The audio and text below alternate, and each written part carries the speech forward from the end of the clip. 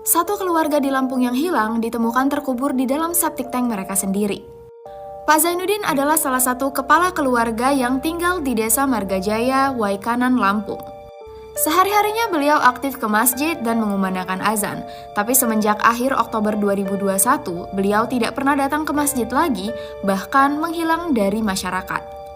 Anehnya lagi, istri Pak Zainuddin yang bernama Ibu Siti Romlan juga menghilang. Begitu juga dengan anak kandung mereka yang bernama Wawan dan anak Wawan yang bernama Zahra yang berumur 6 tahun. Menghilangnya Pak Zainuddin, istrinya, anaknya, serta cucunya membuat kepala desa sempat khawatir. Makanya, selaku kepala desa, Pak Yani bertanya ke pria bernama E yang merupakan anak kandung dari Pak Zainuddin juga.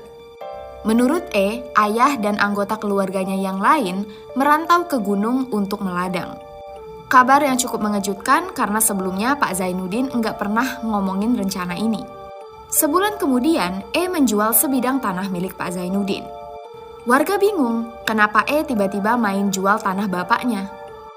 Pak Yani nanya lagi, kenapa tanahnya dijual, dan E menjawab untuk bayar hutang. Ya masuk akal sih, jadi warga nggak curiga. Cuman bulan depannya lagi, E kembali menjual tanah milik Pak Zainuddin. Perilaku ini benar-benar membingungkan warga sekitar.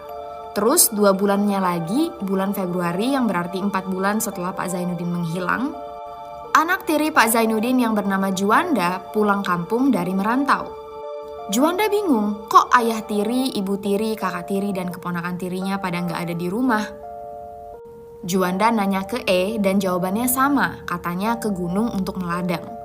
Juanda yang merasa aneh menyuruh E untuk mengantarkannya supaya bisa ketemu dengan anggota keluarganya yang lain.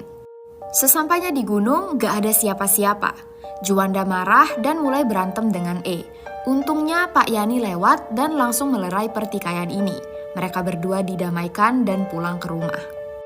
E yang mulai takut rahasianya terbongkar, mengajak anaknya yang berinisial DW untuk menghabisi Juanda. Malam itu, E dan DW mengambil pipa besi dan langsung memukul Juanda yang tidur. Lalu lehernya dijerat dan meninggal dunia. Warga kembali bingung kenapa Juanda tiba-tiba menghilang. 4 bulan kemudian, karena kabar 5 orang yang hilang ini masih belum terdengar, kepala desa melaporkan kasus ini ke polisi. Setelah menginterogasi DW, dia mengaku bahwa telah menghabisi Juanda bersama ayahnya E.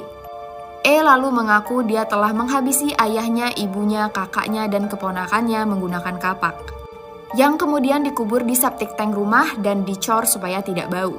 Sedangkan Juanda dikubur di kebun singkong dan motifnya karena harta warisan.